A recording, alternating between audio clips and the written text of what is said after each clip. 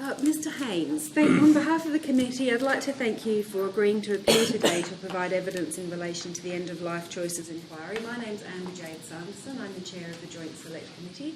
We have Mr Simon Melman, the Honourable Dr Sally Talbot, who's just stepped out very briefly, Mr John McGrath, Dr Janine Purdy, our Principal Research Officer, the Honourable Colin Holt, the Honourable Nick Garan, Mr Rhys Whitby and the Honourable Robin Chappell.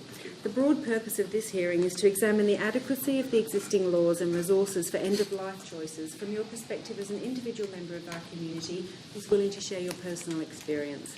It's important you understand that any deliberate misleading of this committee may be regarded as a contempt of Parliament. Your evidence is protected by parliamentary privilege. However, this privilege does not apply to anything that you might say outside of today's proceedings. I advise that the proceedings of this hearing will be broadcast live within Parliament House and via the internet. The audio-visual recording will be available on the committee's website following the hearing. Could you please introduce yourself for the record? Nigel Haynes, retiree from Mandurah. Thank you. And do you have any questions about your appearance today? No, not at all. Did you want to make a statement for the committee? Yes, I have prepared a statement which I've got in front of me, but also just a couple of photographs of the person we'll be discussing. If that's okay with the panel. There's two photographs there. Yep. The first one was taken in 2004, just as she was diagnosed with dementia, which she went on to get Alzheimer's. And the second photograph, 4 years later. Part of the submission here will, I think, address some of the questions that you've previously asked previous witnesses. So if you could just indulge me, I'll just read some of the excerpts from my submission. Yes, absolutely.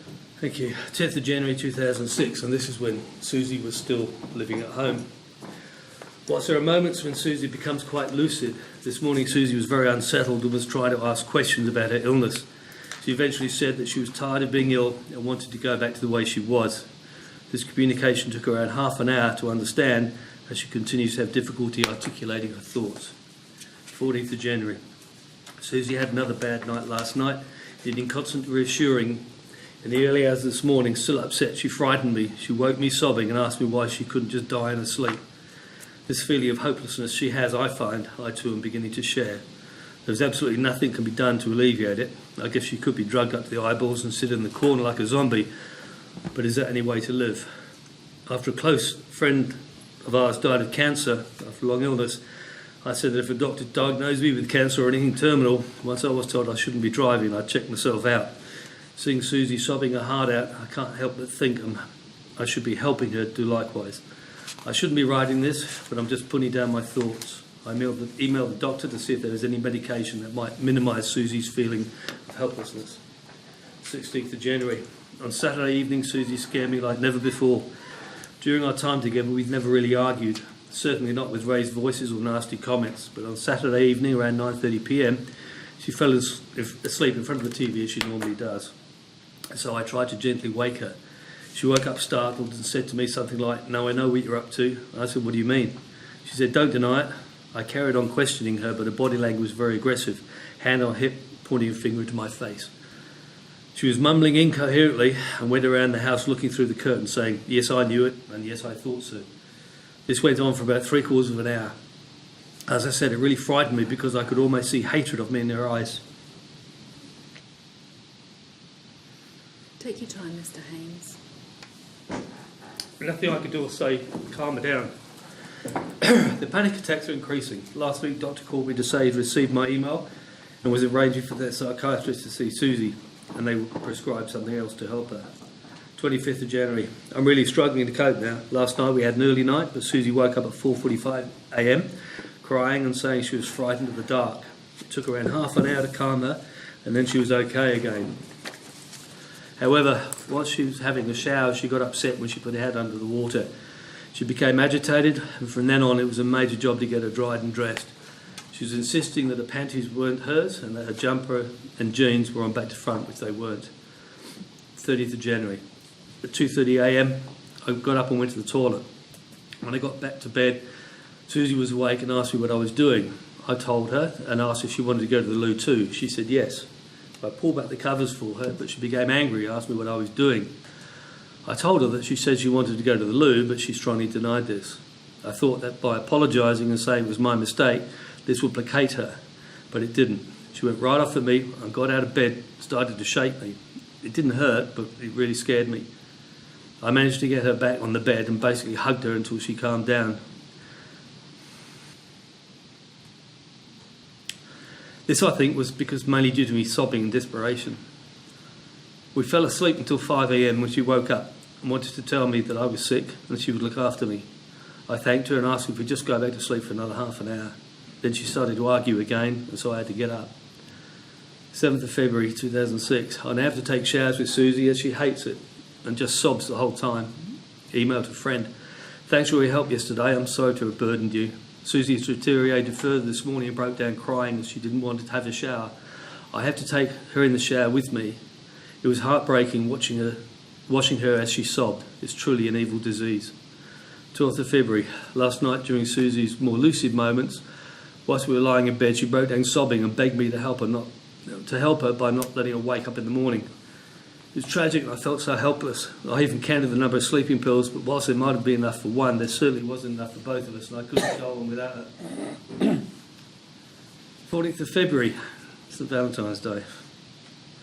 Susie's been admitted to Joondalup Hospital psychiatry ward after a nasty turn. She never returned home. Emailed a friend. I saw Susie today. I wept when I saw her sitting in a chair with her hands between her legs all hunched over. She recognised me and tried to smile. She's so confused and the medication keeps her in a zombie-like state. Now this is what's planned. We've secured a permanent place in a great nursing home, The Cove, but she must be admitted on Saturday so that she has a room allocated to her. As a test at the hospital won't be done until next week, I'm taking her from the hospital to the nursing home on Saturday and taking her out again on Sunday. That way she's registered to that room and short of inciting a riot, she can't be kicked out. I was later to regret that throwaway line. Next week the brain scans will be done. This will give them insight as to what else has gone wrong to cause such a drastic decline in her condition. It may also assist in giving prognosis as to what quality of life and longevity she can expect. At the moment though, I'm only interested in the fact I can spend more time with my baby. 3rd of March. Received a call from Peel Hospital advising that their social care arrangement did not cover after 9:30 p.m. and if Susie became violent, would I give them permission to use padded hand and ankle cuffs on the basis it would minimise the risk to Susie, and having absolutely no alternative, I agreed. 30 minutes after that, I received another call from Peel advising me that they had 4 staff members restraining Susie and were attempting to administer sedatives directly into the bloodstream. They've called for an ambulance as she was about to be taken to Fremantle Hospital psychiatric ward. At the moment, though, I'm unsure as to what they intend to do with Susie because Fremantle is not equipped to handle ongoing violent. Yeah, they now class Susie as a violent patient. Unless they can stable her within an acceptable time, she'll be going to Greylands, not exactly the place we thought our baby would be seeing out her autumn years. 7th of March, Susie was admitted to Fremantle Psychiatric Hospital. Today I went and saw Susie for the first time in 10 days due to having to go interstate on business. It was gut-wrenching. She looked so old and haggard and shuffled along. I couldn't keep the tears back and it took a few seconds for her to recognise me. She had a black eye from one of her violent bouts last week and she moved just the top half of her body rather than turn her head at the neck. She's now under the Mental Health Act, which, whilst a formality, confirms that they can hold her against her will. At the last hospital, she assaulted another patient. I spent just over an hour with her walking around the small garden. The small garden they have, and sitting for a few seconds before she would gesture and get up to me to do another lap. She mumbled most of the time. It was extremely difficult to understand what she was trying to say. Strangely, every time we sat down, she looked at me with a faint smile and said, "I love you." I'm going up tomorrow to see her again and meet her latest doctor. 20th of March. Went and saw the psychiatric team, and in a nutshell, they asked me if there was a DNR, do not resuscitate, in place. I confirmed there was and referred to the notes provided to previous hospitals. They also asked to what extent it should go, and I said as far as the law will allow. I confirmed it was Susie's wish to be an organ donor and that she passed away and another 5 people were given new leases on life, she'd be very happy. She had moments of aggression, but more moments of loving. She would go up to one of the nurses and just give them a hug. When she becomes aggressive, they simply put her in a room until it passes. She'll be in Fremantle for at least another 2 weeks, and so we may possibly lose her room at the Cove, which we did. During a lucid moment today, she put her hands on my cheeks and said, "How could you let this happen?" I knew what she was referring to. 5th of May, email sent to numerous friends. As many of you be aware, I had to let Susie go on the 15th of February this year when she was admitted to Joondalup Hospital because the carers were no longer able to handle her at home as she was going through the violent stage of the disease.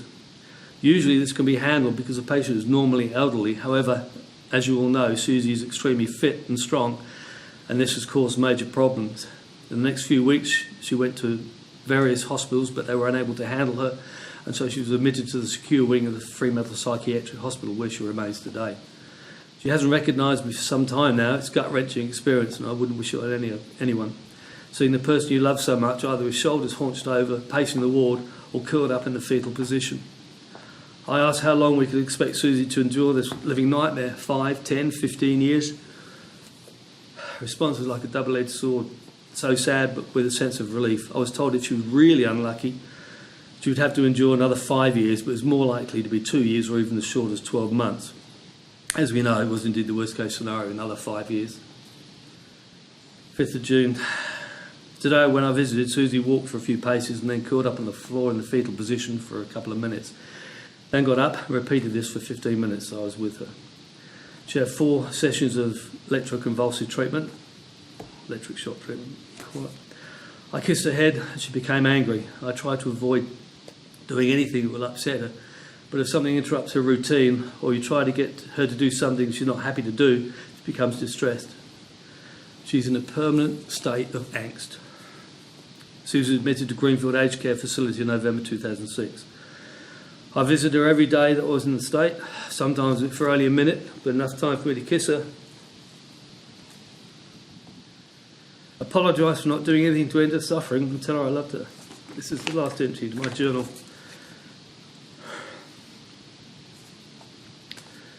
Susie passed away at 3:45 a.m. on 9th of May 2011 at the Greenfield's Aged Care Facility. For the last 3 years of her life, she was in a vegetative state, which was so demeaning and sad to see. And finally, this is just a copy of my letter to the West Australian newspaper. I lost my darling wife to Alzheimer's. She suffered terribly for more than 7 long years, and the last 5 being in high care needs due to the severity of her condition. She was still in her 50s when she finally passed, but right up to when she went into care, she would work out in the gym at least 4 times a week. Her strong heart was what was against her being able to pass away years earlier. Whilst all other parts of her body were shutting down, her heart would not allow her to pass away. She was a strong believer in organ donation and the right to choose when she would say goodbye to her loved ones. Sadly, because of our selfish, outdated laws, she was unable to experience either belief. Like so many others who have experienced seeing loved ones pass away in such tragic circumstances, I call upon our lawmakers to allow us the right to make such choices ourselves. Now, before I'm inundated with condemnations from Right to Life advocates saying I'm misguided, I say this to you. If you have walked in my shoes, then I respect your views, but please don't tell me how to conduct my life. How I leave this earth will not affect you in one iota. If you've not walked in my shoes, then you merely have an opinion without first-hand experience. The difference between pro-euthanasia and the right to life is simple. One is stating a view that asks for a choice for themselves.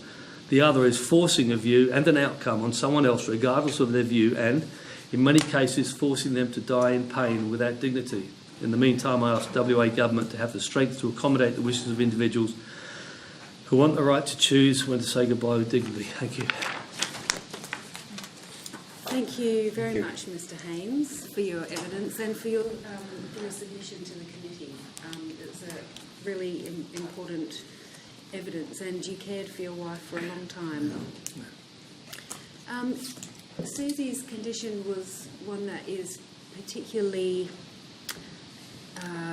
difficult for legislators in this area, I think, and you've called for, in your submission, legislation that would allow people to end a life at their choosing. One of the sort of biggest considerations around that is a person's capacity to make that decision. So dementia and Alzheimer's, I think, are the really tricky, is a particularly tricky area. How could legislators provide that choice for Susie? I'd like this panel to at least come up with the conclusion, yes, there should be some mechanism in there, and have some mechanism worked out. I haven't looked at the only thing I know about the Victorian state legislation is the fact is if someone's terminally ill. And of course, Susie died of pneumonia, which is why most of the Alzheimer's people die, and so at times she's not terminally ill. But what I'm saying is we should all have the right to put on paper, if my health gets to a certain state, then I wish to choose voluntary euthanasia. And that, I mean, goodness, if you were to go and see Susie in the hospital, curled up and that, all crying, even though she couldn't talk to you, she'd be laying in a fetal position, curled up in a fetal position, crying.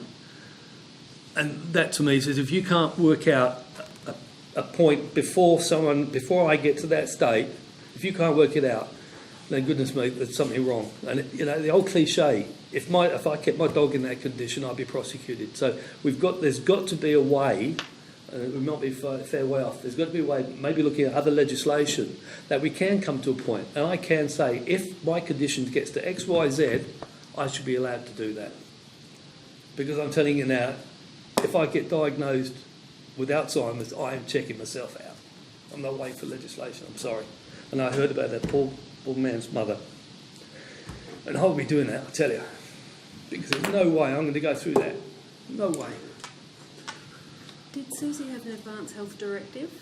What's that? Or an advance care plan? Did she put on paper her wishes for doctors? No, I became her enduring power of attorney, but she made it quite clear to everyone that she two things she got passionate about, especially after seeing some of our friends pass away so tragically through extended cancer, and that was the fact that she said that she believed in voluntary euthanasia, and she also wanted to be an organ donor, and that's the thing that really is hard. But no, there's no doubt about it. But there's no formal thing written out. The closest thing that I had to that was the DNR, and I knew she would want that. But the number of times she'd wake up at night asking not to wake up in the morning, it's got to tell you. Mr. Haynes, thank you for being here today and telling us your story. Back in May 2005, when Susie was first diagnosed, did she express a view about an end-of-life choice at that point? I take it she had capacity at that point. She started to, but there was. I said, "There's nothing we can do." And I think it was actually diagnosed in 2004, not 2005, because I noticed when I was going through that there was a contradiction. Because when I was talking about the lady who diagnosed her, I think I called her a work of art, piece of work of art or something. The dates were wrong, but yeah, at the time that they said that to her, she said, "Well, we've got to end it." I said, "You can't." So you had a discussion of what would happen and how things would... Yeah, I was in denial, first of all, saying, "No, it'll be fine, it'll get better. But there was nothing we could do, short of, do not resuscitate. Okay, but if we had a law that allowed voluntary assisted dying, at that point... We'd be signing up straight away, absolutely. But I knew there was nothing there, and I tried to get her mind off of the grim side of things, and we can work through it. Perhaps I could ask Mr. Whitby's question in a slightly different way. Was there a time between when Susie got diagnosed and as progression went on, there was an opportunity there where she was very capable of making a decision about what pathway she wanted to go down? So if there was some legislation available, she knew she had Alzheimer's, and she knew that she was going to die from Alzheimer's. She could have easily done an advanced healthcare directive. Absolutely, but she had lucid moments. As in my journal, you'll see that if she saw me get upset and I'd start sobbing, she'd then suddenly kick into mothering me and trying to, that was in the early stages. The later stages, she was was not capable of doing that. But yeah, most certainly. That's why I'm saying it's something that, for me personally, there's only one disease worse than Alzheimer's, and that's motor neuron disease. Further to that? Further to that, Mr. Haynes, when Susie first got the Alzheimer's, you were obviously very positive because you said, you'll come good, we'll get you right. Yep.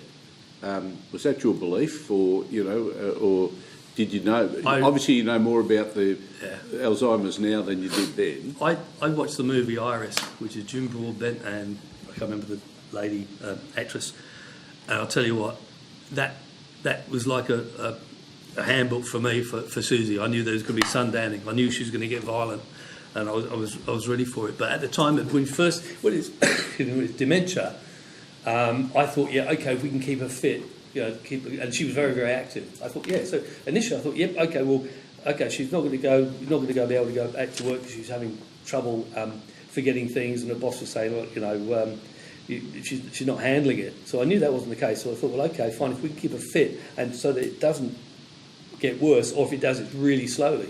But as said in my journal, it just went bang. She was going into the Cove, which is a low care, and just straight away when she got violent, it suddenly bang, they couldn't even take her because she went to high care.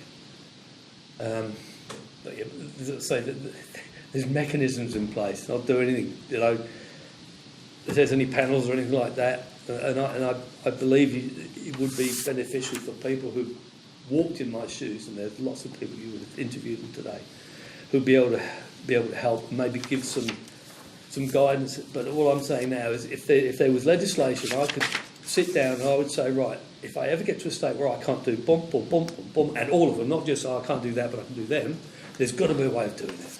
There's got to be a way.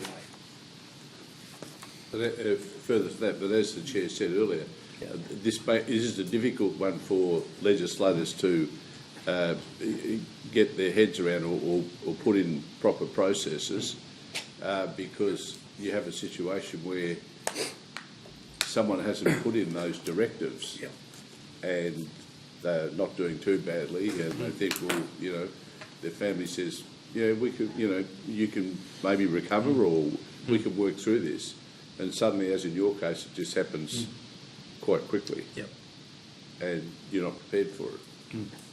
But the thing is, as I say, if you put it ahead of time, and we know it's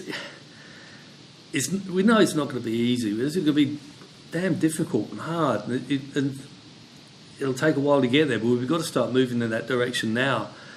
But there's got to be a situation where you can say that person has gone past that point, and their will is that they want to say goodbye with dignity, and that's it. So for someone to say no, it's too hard. I'm not saying you're saying that, but I'm saying, legislation, it's too complicated, we can't do it. It's put on the back burner and concentrate on the environment or something like that. It's totally wrong. Totally wrong. And, people, I've only had one discussion with someone who said that I was wrong, and I invited them to come to Fremantle and have a look. They refused. But once you've actually been through that, even if you're or seen it, you tend to think, well, okay, maybe there might be something in what they're saying about voluntary euthanasia, rather than just discount it on religious grounds or something like that. If someone's talking something on religious grounds, I just won't even enter a conversation with them, because I don't want to change their religion, but they're never going to change my feelings of what I've been through. Robin. Look, thank you, Nigel. Look, in 2005, Susie had capacity. When do you think, in that journey between 2005 2011, she lost capacity? To make the choice? Yeah. Within months. Within a month? Within months. It would be months, because at that time she would have said, okay, whatever I need to sign, I'll sign it, because she knew what was ahead of her. The one thing we didn't know was time. And we honestly thought, as I said in the submission, we honestly thought that it would be fairly quickly when they said, 2 years or maybe a year, because the mental side was going down so quickly. But it's just the heart wouldn't give up. It just kept pumping. Damn it. Yeah, so I mean, and then I sort of come to the issue that, so back in May 2005, you and Susie had made a decision, and at that time, because you weren't aware of if she had made some advance directive, that if I get to this point. Yeah. So it appears that whilst we're talking 2005 to 2011, in fact, actually, Susie would have been without capacity by the end of 2005, beginning of 2006. She wouldn't have been.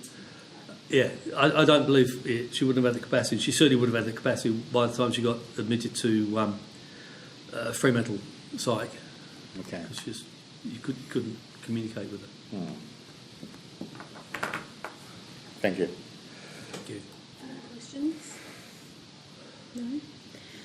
Mr Haynes, you've provided some photos of Susie, and are we able to make these public? Absolutely. Are you happy for them to go up with your submission? Yeah, that second one I didn't take. I was very tempted a few times when she was going through an outburst or something to take a photograph, and I thought, no, I won't. But that photograph there was taken by the nurses, and they made I think it was a birthday card, a Christmas card for me.